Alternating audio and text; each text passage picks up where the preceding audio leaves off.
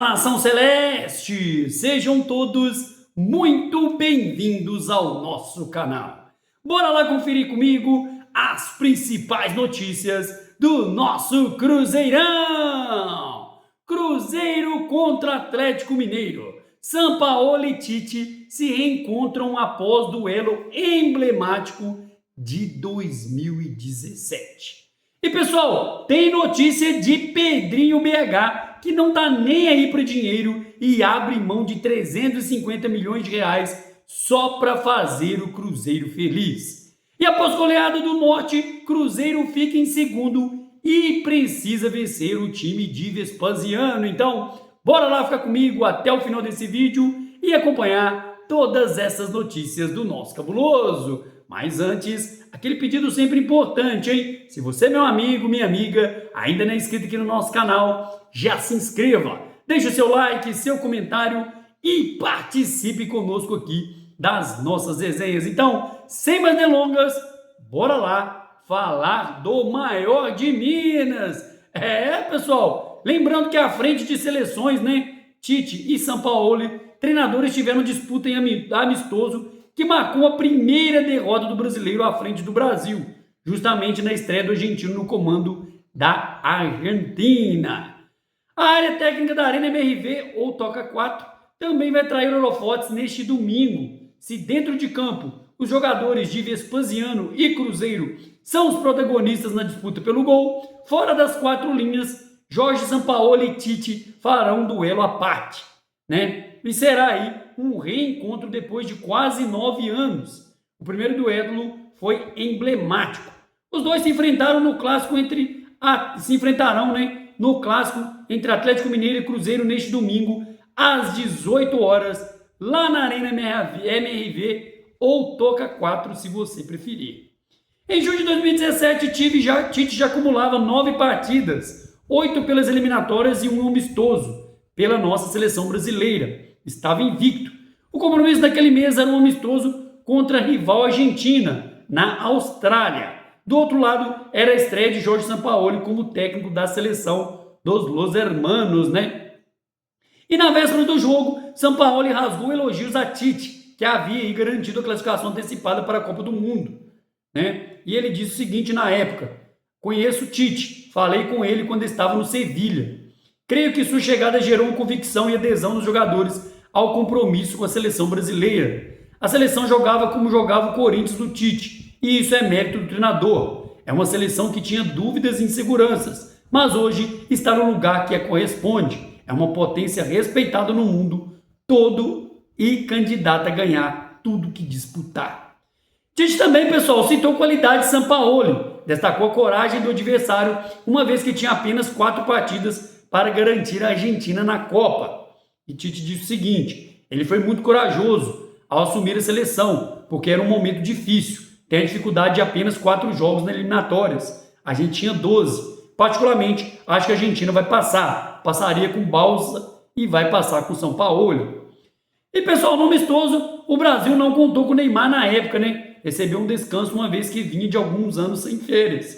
E a Argentina teve Messi em campo e impôs a Tite a primeira derrota à frente da nossa seleção brasileira na época. Marcou o gol da vitória. Em dezembro daquele ano, com as duas seleções classificadas, os dois treinadores se encontraram em Moscou, na Rússia, durante o evento promovido pela FIFA. Se abraçaram e trocaram aí elogios. Sampaoli e Tite foram para o Mundial da Rússia como os treinadores das seleções. Um novo confronto não aconteceu. Brasil e Argentina, na época, decepcionaram.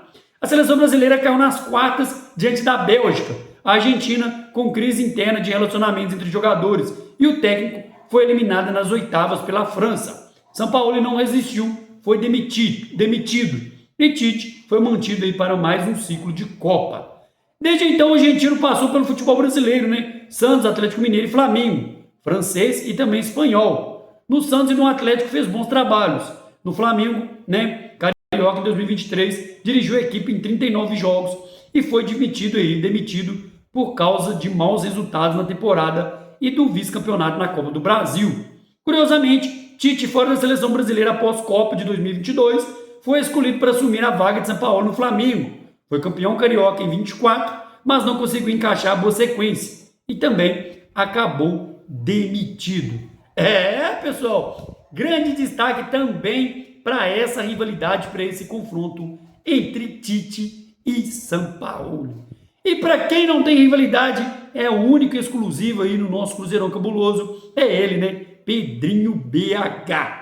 Em meio a um processo de reequilíbrio financeiro, mas amparado aí pelos aportes relevantes do nosso querido Pedro Lourenço, o Cruzeiro mantém firme a estratégia de preservar a base do elenco, que ganhou protagonismo aí no futebol brasileiro em 2025.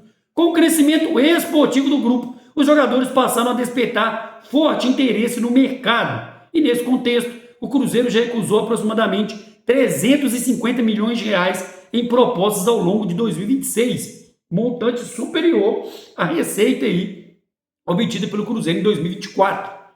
Entre o fim da última temporada e o início deste ano, o Zenit da Rússia procurou o Cruzeiro pelo zagueiro Jonathan Jesus, e o Cruzeiro chegou a negar uma oferta de cerca de 50 milhões de reais na época.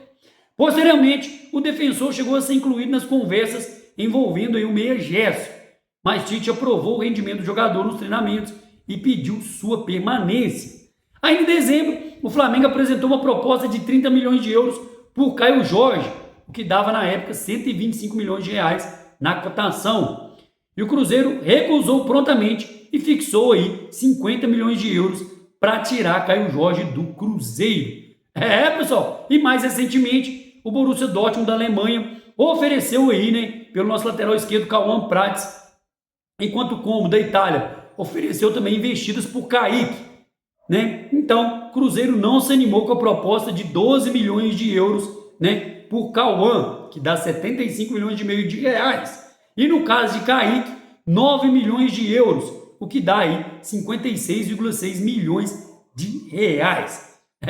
Pessoal, então, né, fora que o Cruzeiro gastou aí, né, com vários jogadores, contratações e tudo, Pedrinho BH demonstrando mais uma vez que não está para brincadeira, dinheiro não é o importante no momento, e sim elevar o nível técnico do Cruzeiro. E falando em nível técnico, pessoal, né, eles que são estreantes aí no elite do futebol mineiro, o Norte goleou o Pouso Alegre por 5-2 em Montes Claros, na noite desse sábado, e assumiu a liderança do grupo C do Mineiro, deixando o Cruzeiro na segunda colocação. E o Cruzeiro precisa vencer o Vespasiano neste domingo, na Toca 4, se quiser voltar à liderança. O Norte subiu para 8 pontos, enquanto o Cruzeiro tem 6. Com isso, nem o empate serve para que o Cruzeiro, né, diante aí do Atlético Mineiro. Então, lembrando que em 2026 desse Mineiro, somente os líderes das 3 chaves têm vaga aí garantidas nas semifinais. E o quarto colocado será aquele que tiver melhor pontuação entre os segundos lugares. Pessoal, então vamos que vamos.